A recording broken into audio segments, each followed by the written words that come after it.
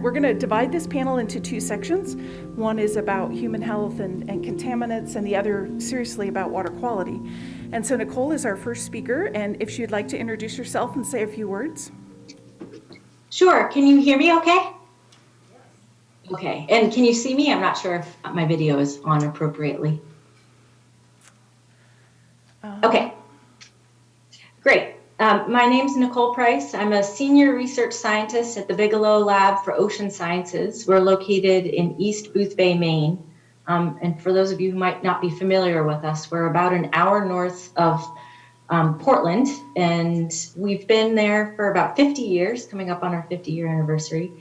And we work on everything in the oceans, especially foundational species from pole to pole and from deep sea to shallow coastal systems. My background is I'm trained as a marine ecologist with a PhD at UCSB and postdoc at Scripps before coming to Bigelow. I also direct our Center for Seaweed Solutions, which puts me into contact quite a bit with aquaculture in the state of Maine and elsewhere. And I have a lot of active research programs right now in the area of seaweed farming. I have had a series of funding opportunities awarded for CO2 capture and ocean acidification mitigation with farmed seaweeds.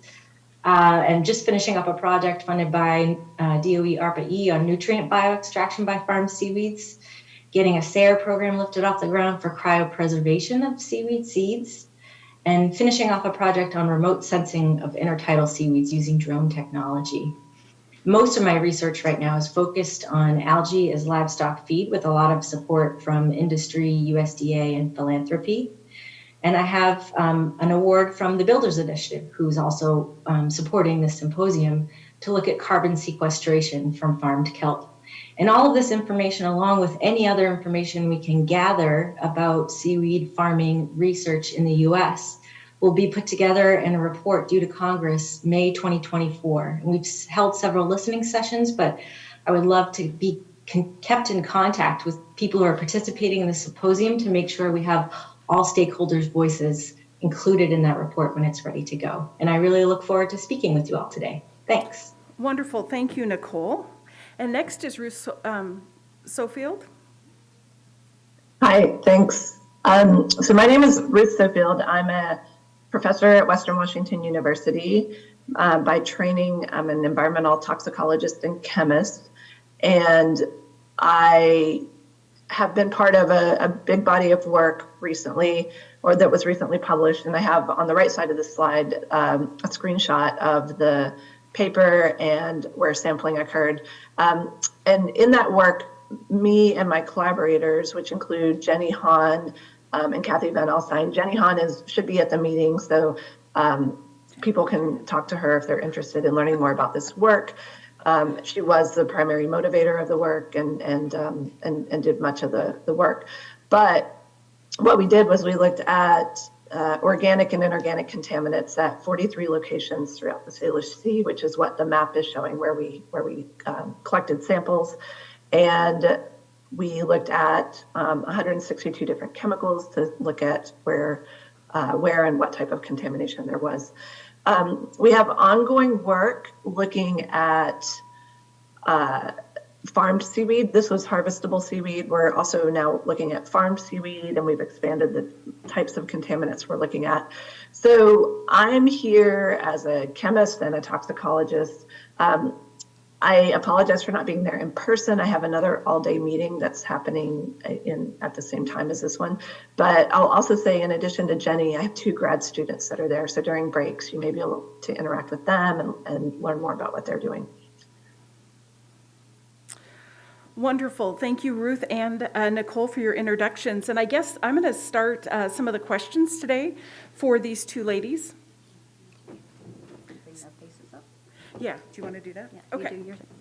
So the first question that we have for the ladies, and hopefully you'll also be able to come up to the mics and ask a question, is what are some of the risks of cultivating seaweed in urban estuaries for human consumption? But also, what are other potential uses, such as animal feeds or soil supplements? And we felt these 2 panelists would have the best information. So Nicole or Or Ruth, who would like to answer that question? Could you hear the question? We did. Nichole, how about I take the risk and you take other uses? How about that one? Okay. So we did in our work look at risk based upon human consumption. And so when we did that work, we looked at what chemicals were found in the seaweed and at what concentrations, and then made assumptions about how much a person would be eating, and then used different ways of assessing how bad that is, and came up with proposed consumption guidelines, which is very similar to what people like the Department of Health do when they think about fish consumption guidelines. And so the risks, it really depends on things like where the seaweed was grown, what parts of the seaweed are being eaten, and something we're investigating now, but we know from the literature, is what time of the year the seaweed would be grown. So the risk is, it varies. There is the potential for there to be, in a worst case scenario, as an option. But one of the things about risk assessments, and we did not do a risk assessment, we used a risk-based approach. One of the things about, or there's lots of things to be careful of with risk assessments or risk-based approaches, and that is they often have many layers of uncertainty built into the assessment, and so they tend to be quite conservative. So even though I said maybe cancer, that's a very conservative assessment that's gone into that, if that is the case. But some other things to consider are that there's health benefits, and often when you use a risk-based approach and don't consider benefits, you aren't providing the whole picture of what a consumer choice should be based on. And so that's important. And then another consideration is thinking about the health risks associated with consuming. You also have to think about the fact that that might mean people become afraid to eat a product like seaweed, and then may replace that with a different type of food that may not be as healthy. So it's a complicated answer, and it really depends. And once you get to thinking about like what are the health risks, it often becomes a personal choice that people have to think about on their own and weigh all of these different aspects of consuming something like seaweed. So that's where I would kind of leave that answer. Okay. And then for Nichole, I noticed you've noticed talking, for animal feed. What sorts of things do you think of when you think of seaweed culture and animal feed soil amendments? Yeah. So there's risk and there's opportunity, and I'll echo the risk that Ruth spoke about. And it's not even just risk for heavy metals like arsenic coming through into the seaweed that can be quite good at taking up arsenic. It's also risk of other elements like iodine that can be concentrated in seaweeds and can be delivered inadvertently at a toxic level to animals through feed. So you have to have a full picture of the full suite of elements that's going into that feed product and know what the limitations are for the animal feed. The opportunity is that during the processing of seaweed, you can sometimes chelate out or eliminate some of this risk by removing and rinsing out some of those elements.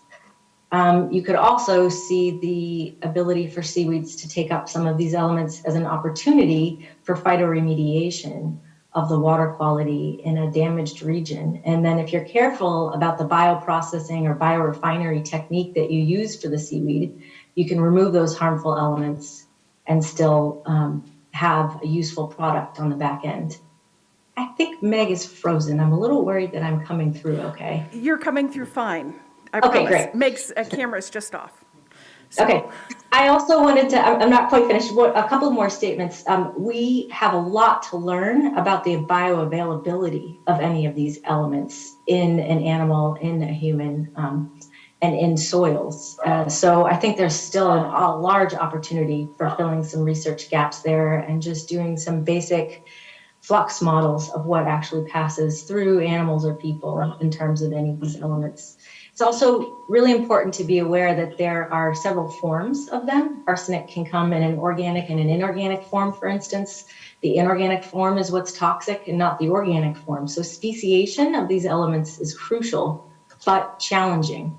NIST, the National Institute of Science and Technology, has been hosting a QAP, Quality Assurance Program, for testing for some of these elements in seaweeds, because there's concern that not all labs are reporting comparative values for the same sample type.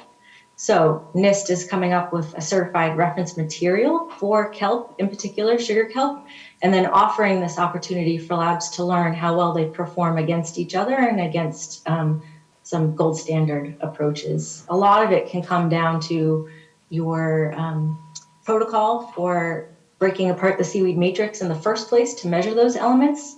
And so I see another opportunity for developing some standard operating procedures for those sorts of steps. And I'll just stop there. Awesome. Does anyone in the room have a question for these two panelists? If you do, if you could step up to the mic, that would be helpful, or pass your card to someone so that they can hear. If not, I've got another question in my pocket if need be. All right, not seeing anybody come to the mics. So, ladies, what are some of the gaps in knowledge that we have relative to seaweed and water quality and human health and animal health? And what sorts of studies do we need to do? What are those future things that we need? Nicole, do you want to start? Sure, I can start. One thing that we're working on right now is when you feed seaweed to an animal, what parts of that get passed through into the manure, and what does that mean for using manure spreaders for a fertilizer then down the line? It's just an example. There are state-by-state regulations about how much manure and the kind of quality and contaminants in that manure that then can be applied to the field as well. So these fluxes of consuming of the seaweed, the bioavailability, again, of the seaweed to the animal, and what is coming out the other end and where that is going is a large unknown for this research. And also that opportunity to apply seaweed for phytoremediation purposes to Superfund sites, for example, could be really cool. The biorefinery approach to make these things safe or chelate out is a complete unknown area and open for research. And Ruth? So I think about this as a toxicologist and chemist, and I think with a focus on the environment.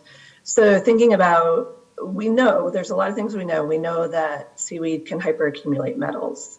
We also know that they can take nutrients out of the water, so they can take out bad things, which can be beneficial to the environment. But then there's a question of what about the consumers of that seaweed, depending on what's been accumulated. So if it's a toxic substance, then that's good that it's removed from the water, for example, but then what about what eats that seaweed?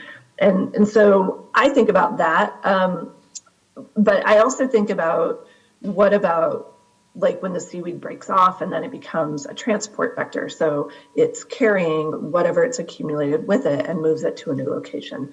And how significant is that? Is that important? Particularly thinking about if this were to ever be used as a type of bioremediation, which I think would have to be really carefully considered.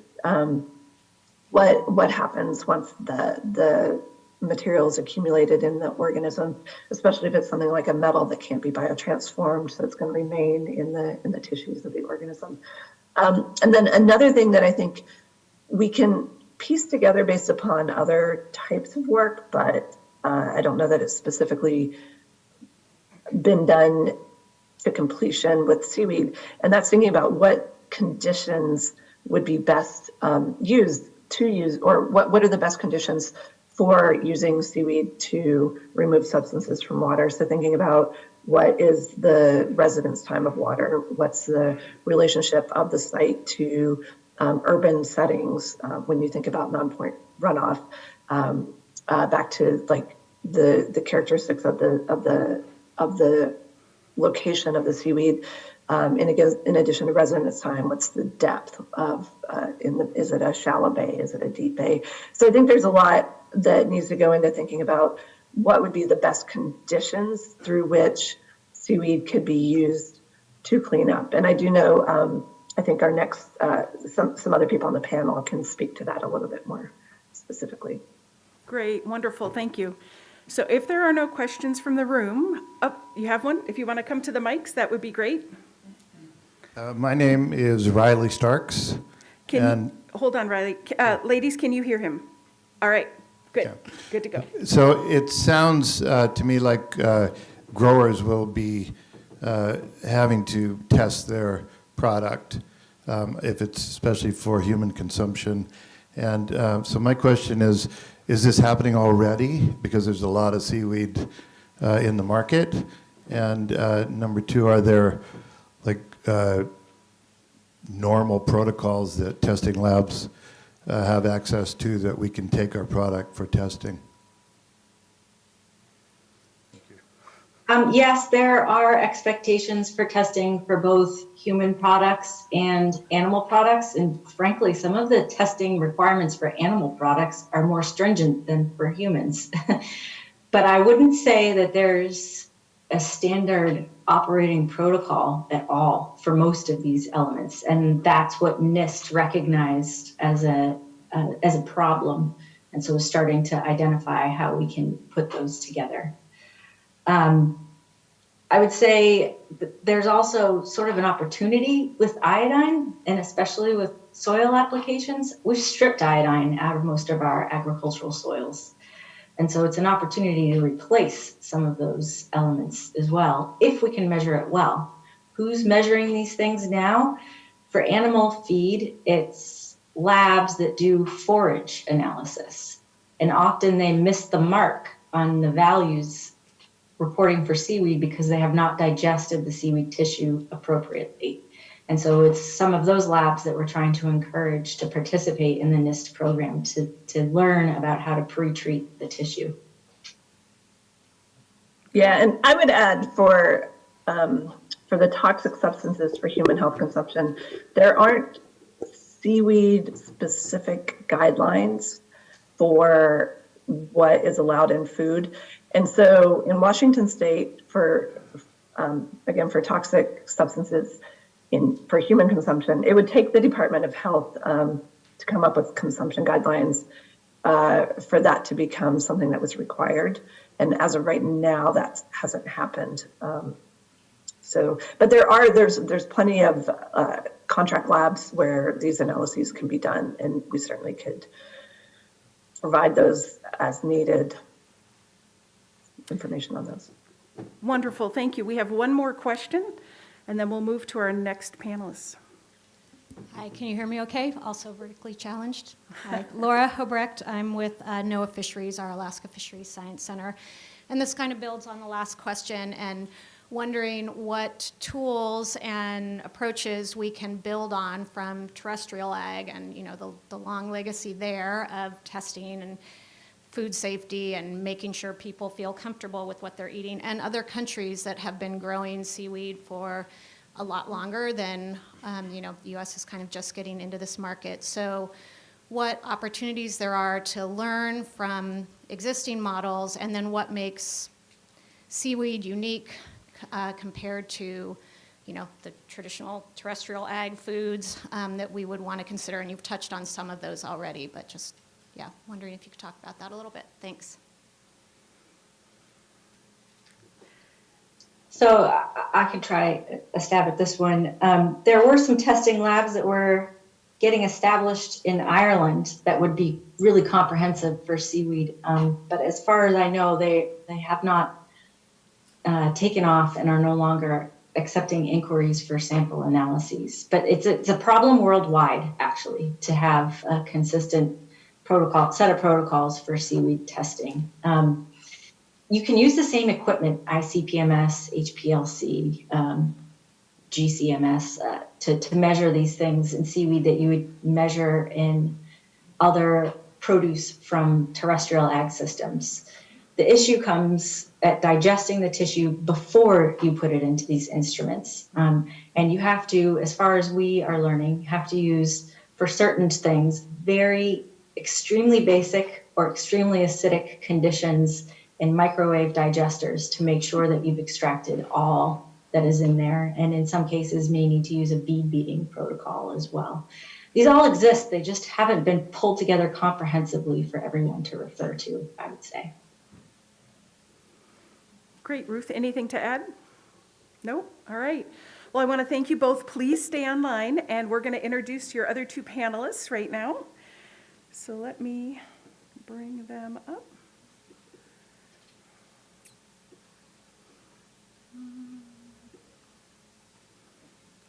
All right.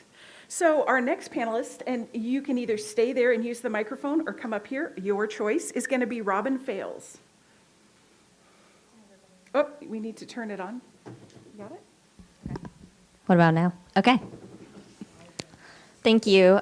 So I'm Robin Fales. I'm a PhD candidate at the University of Washington in the biology department and at Friday Harbor Labs, and I study kelp stressors, and I also have a master's where I studied rockweeds and long-term change. So I have lots of experience thinking about brown seaweed. My current work focuses on understanding change in natural kelp populations to inform conservation of habitat-forming seaweeds, but the questions that I ask about how do seaweeds grow or where and under what conditions do they grow the best are really relevant for aquaculture and where do we put a kelp farm or how do we have the highest yield?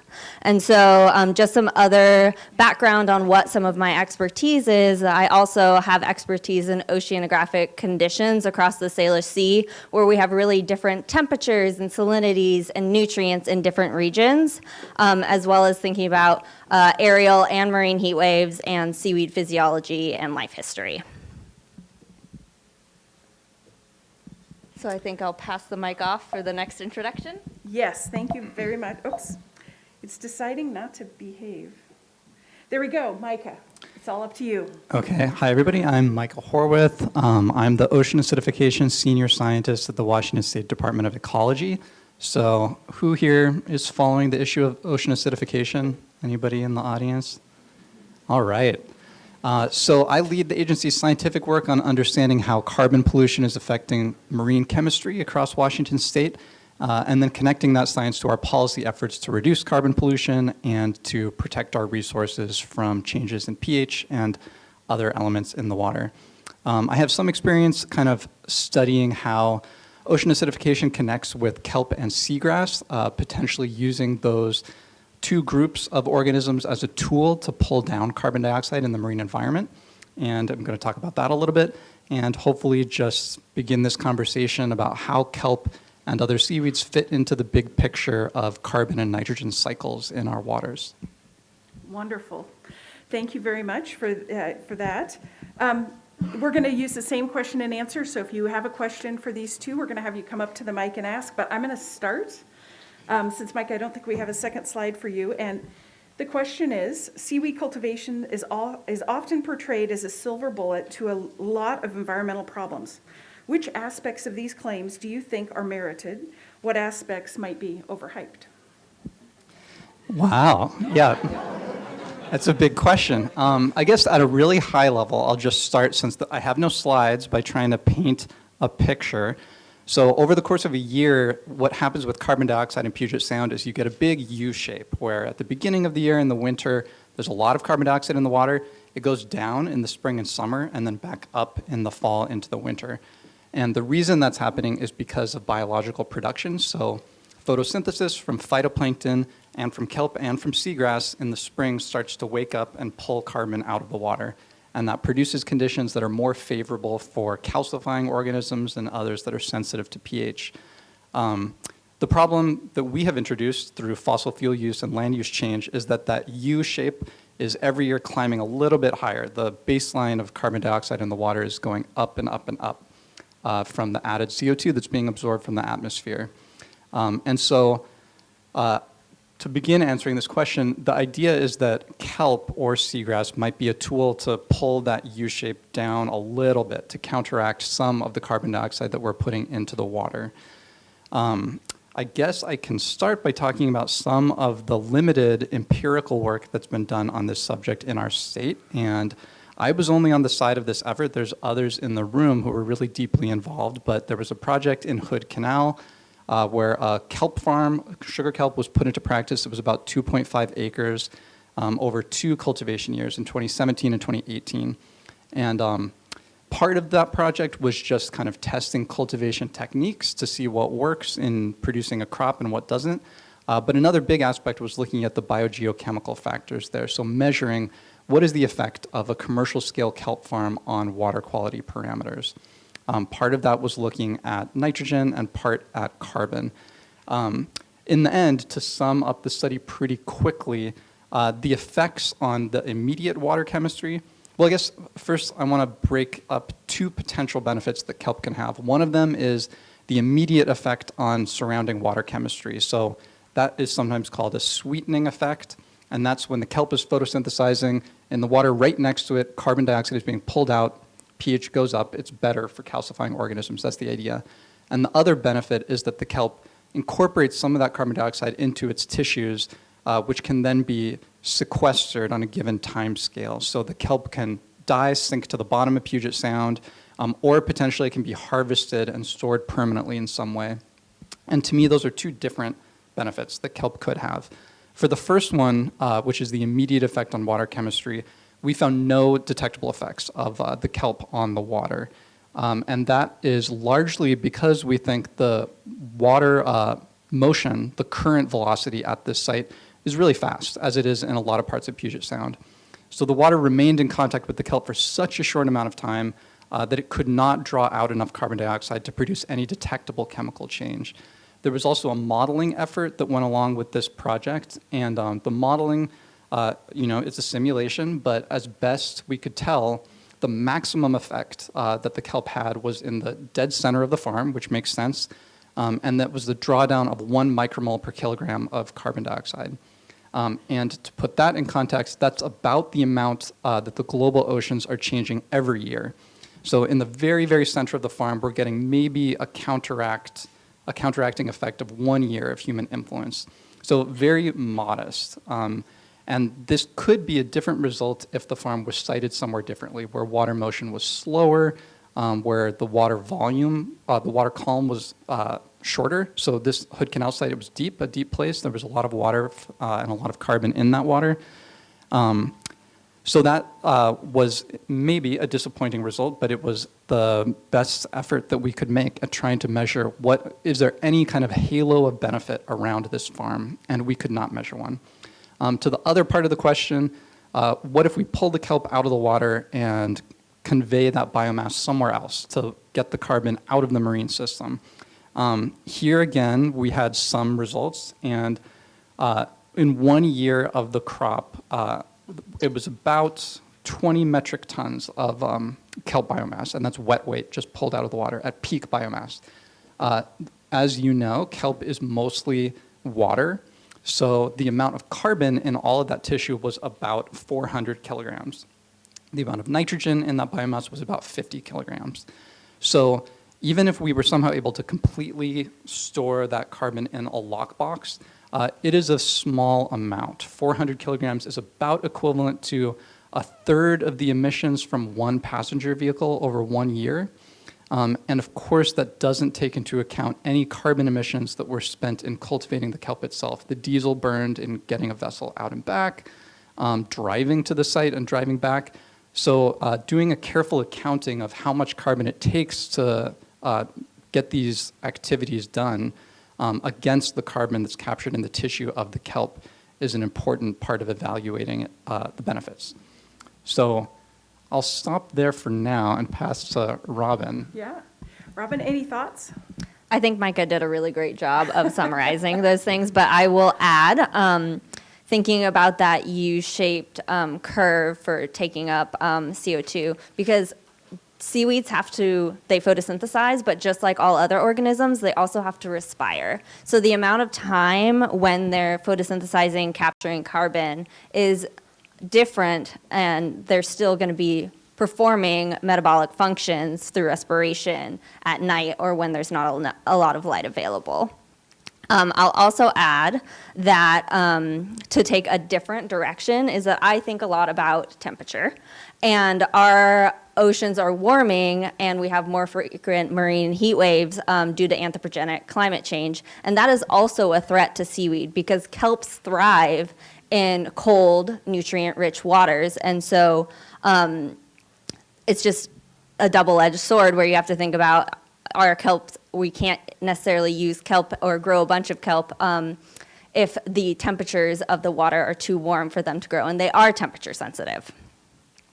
The other piece I think that I can add is that nutrient dynamics. It's been really important that we've controlled eutrophication and over pollution of our waters, especially since kelp and seaweeds are not the only things that are taking up nutrients and growing when there's nutrients available. There's also phytoplankton and diatoms, which can shade kelp and then end up competing for light.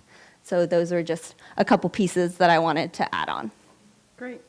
So anybody have a question from the room? So really quick, I have a point to make as well. And I just want to echo what Micah said, that the context really matters for your expectations of what rates of carbon capture could be and what the effect on water quality could be. So we've done a very similar study to what has been done in Puget Sound in a small enclosed bay in Maine called Casco Bay. That's also a shallower bay. And the seaweed farms are larger than what was used in Puget Sound. And in those cases, we were able to detect what we're calling the halo effect or the sweetening. You could see a difference in the seawater pH and CO2 concentration inside versus outside the farm. And when you transplant mussels into the seaweed farm, they grow harder, thicker shells than outside the farm in just a 3-month time period. So context really matters, and we're continuing that research. We've demonstrated the halo effect for 3 years in a row, and now we're moving to research in Norway and Alaska to try to figure out if we can better define for seaweed farmers what the circulation patterns, what the water depth or bathymetry, and what the size of a seaweed farm would need to be if you were going to try integrated multitrophic aquaculture to allow for that beneficial effect to spill over onto your shellfish. Thanks. Great. And Nichole, while we have you online, we do have a question that came from the room. Has kelp farming been used for bioremediation already? And do you have any thoughts on what kind of scale would be required? And this really fits into this last question. And then also for nutrient removal. And I think Micah kind of answered some of that. But the bioremediation question? Yeah, for nutrient removal, again, it's an issue of scale. If we wanted to address all of the nitrogen runoff from stormwater drains and wastewater treatment in Casco Bay, even though it's a small bay, we would have to fill the bay completely with farmed seaweed to even have any measurable effect at all on that amount of nitrogen. However, if we look at the kind of craggy coastline of Maine and move to the Booth Bay region, we have a paper that came out recently about how even a small seaweed farm in that case could operate at a large enough scale to impact the wastewater treatment plant in that area and help it move to tertiary treatment. In terms of phytoremediation projects for metals, I know that there are studies out there that exist. I'm not as familiar with that literature, so I don't feel confident answering that question, but I could help someone find resources if they're really interested. Wonderful, thank you. Any comments from Micah or Ruth on this? I think I would just echo the same thing about scale and nitrogen removal. I did some back of the envelope calculations, and similarly to Casco Bay, I guess, so Puget Sound, we have a lot of people living around it. The wastewater treatment plants and river inputs are the primary sources of anthropogenic nitrogen into Puget Sound. And if you just scale up the amount of nitrogen that was removed at the sugar kelp farm in Hood Canal, If all the kind of 1,000 square miles of Puget Sound were converted to kelp farm, it still would not quite counteract the amount of nitrogen that gets deposited by wastewater treatment plants, which is around 30,000 kilograms per day in Puget Sound. And of course, that's not the use to which we want to put Puget Sound, to be a blanket kelp farm. So the other thing is that nitrogen would have to be, the kelp would have to be removed and then put somewhere else where none of the nitrogen would wash back into Puget Sound for it to have an effect. All of these elements that we're talking about, I certainly know less about the toxics and heavy metals, but nitrogen and carbon are very fungible. So they move through different compartments of the ecosystem easily. And so when we're talking about potential benefits for nitrogen or carbon, we can't just treat the biomass of kelp as an endpoint. We have to think about where do those elements go after the kelp decays, after it gets consumed, and what are the net changes to where it ends up in the atmosphere or the water. Great, Robin. Any other comments? Nope, we're good. Okay. Any questions from the room? If you'd like to come up to the mic, Riley, if you want to come up over here, I'll just rotate back and forth. Riley Starks again. And Micah, what were the current velocities at the 2.5 acre farm? Yeah, that's a good question. And I'm going to risk going off the top of my head. I think they were 10 to 12 centimeters per second. Okay. And if you'd like to introduce yourself. Hi, my name is Merle Knapp. I've got a small consulting company, Seastar LLC, and I've been in the Alaska seafood business for 57 years. So I just retired from the Alaska pollock industry after 30 years. And my question is, was the nitrogen measurement or back of the envelope, was that taken from wastewater discharges from like King County and the other areas, and did you have additional amounts that weren't part of that number? Yeah, the back of the envelope calculation I mentioned, I got the figure of, it's about 32,000 kilograms per day that comes from point sources in Puget Sound into the water, and that's wastewater treatment plants almost entirely, and then another 30,000 from river inputs. So scaling up the projected kelp farm, for which we have data in Puget Sound, that was what I was mentioning, would not offset the wastewater treatment plants. I guess the part I didn't mention is that the big majority of nitrogen inputs to Puget Sound are not from human sources. It's from the open ocean, something like 85 to 90% in a given year. So that most of the nitrogen is not coming from human sources. So the effect that kelp would have on the overall nitrogen is even smaller. It would not draw it down to close to zero. Wonderful. We have another question. Hi, my name is Stephen with Salish Sea Greens, and my question's in regard to water temperature.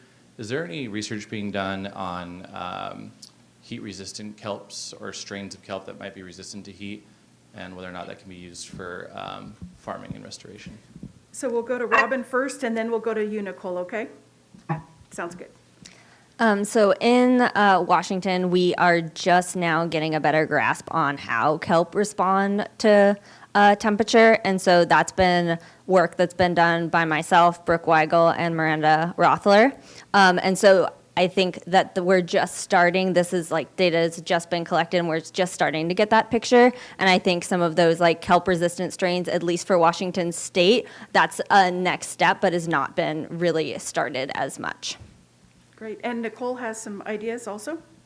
Yeah, there's a lot more research happening for sugar kelp in this area. So South Korea has been working for a while through selective breeding to get heat resistant and more productive strains. Their fronds sizes are huge. And then there's been some research supported by the Department of Energy ARPA-E Mariner program given to the Woods Hole Oceanographic Institute in Scotland, there, who did a lot of research on natural or breeding selectivity of temperature resistant strains.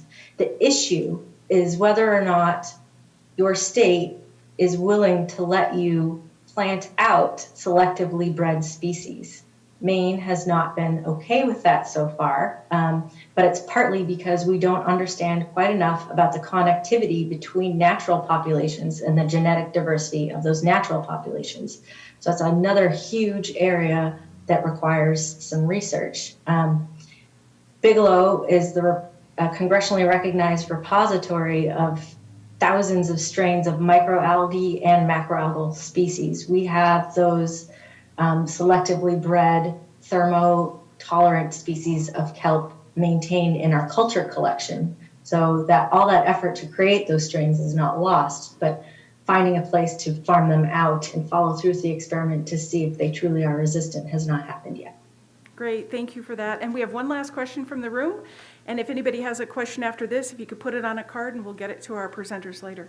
So go ahead, please.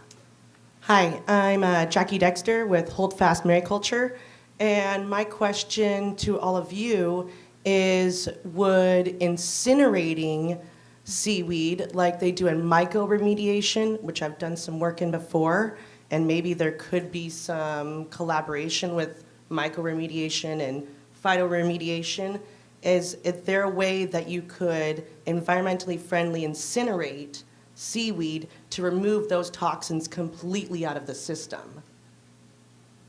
I know that there's been some work in mushroom stuff before like that. So, Robin, Micah, anything? No? Okay, Nichole, anything from your end that you know about microremediation and the burning of seaweeds?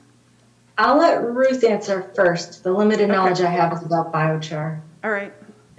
So incineration is, I mean, it's a well-established technology to concentrate organic material into smaller amounts that leaves things like the elements, so the metals are left behind, and then you worry about what's released atmospherically. And so it just depends on what's accumulating in the seaweeds and then what incineration temperatures you're using. So I think I think to get there, we would really need to have a good understanding of what is in the seaweed. So some good characterization of what's in the seaweed.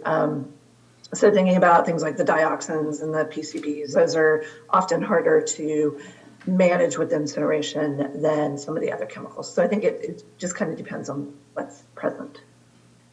Wonderful, thank you so much. And I want to thank all of these panelists for their work today and sharing their ideas and their thoughts with us.